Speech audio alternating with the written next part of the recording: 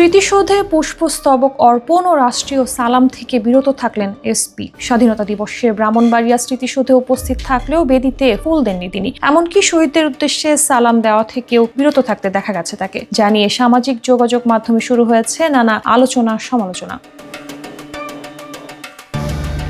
স্বাধীনতা দিবসে জেলা প্রশাসক দিদারুল আলম সহ প্রশাসনের কর্মকর্তা কর্মচারীরা, পুলিশ সুপার এহতেশামুল হক এবং অন্যান্য পুলিশ সদস্যরা শহীদদের শ্রদ্ধা নিবেদন করতে ফারুকি পার্কের স্মৃতিসৌধে যান। কিন্তু জেলা পুলিশের পক্ষে পুলিশ সুপার এহতেশামুল হক সেখানে পুষ্পস্তবক অর্পণ করেননি। এমনকি শহীদদের উদ্দেশ্যে সালামও দেননি তিনি। পুলিশের পক্ষে অতিরিক্ত পুলিশ সুপার ইকবাল হোসাইন পুষ্পস্তবক অর্পণ করেন। এ সময় পুলিশের সুপার এহতেশামুল হক দূরে দাঁড়িয়ে কর্মসূচি প্রত্যক্ষ করেন।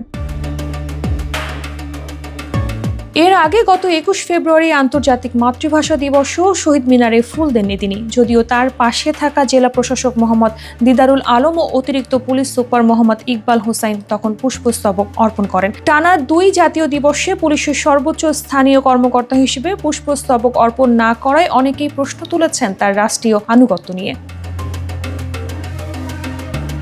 ব্রাহ্মণবাড়িয়ার একাধিক রাজনৈতিক ও সামাজিক সংগঠনের নেতারা বলছেন, একজন প্রথম শ্রেণীর সরকারি কর্মকর্তা হয়ে জাতির গুরুত্বপূর্ণ দিবসে শহীদদের প্রতি শ্রদ্ধা নিবেদন না করা দুঃখজনক ও দায়িত্ব জ্ঞানহীন আচরণ। তবে কেউ কেউ দাবি করছেন ধর্মীয় কারণে বেদিতে ফুল দেয়া থেকে বিরত থেকেছেন তিনি। যদিও এ ব্যাপারে স্পষ্ট করে কিছুই জানাননি পুলিশ সুপার এহতেশামুল হক।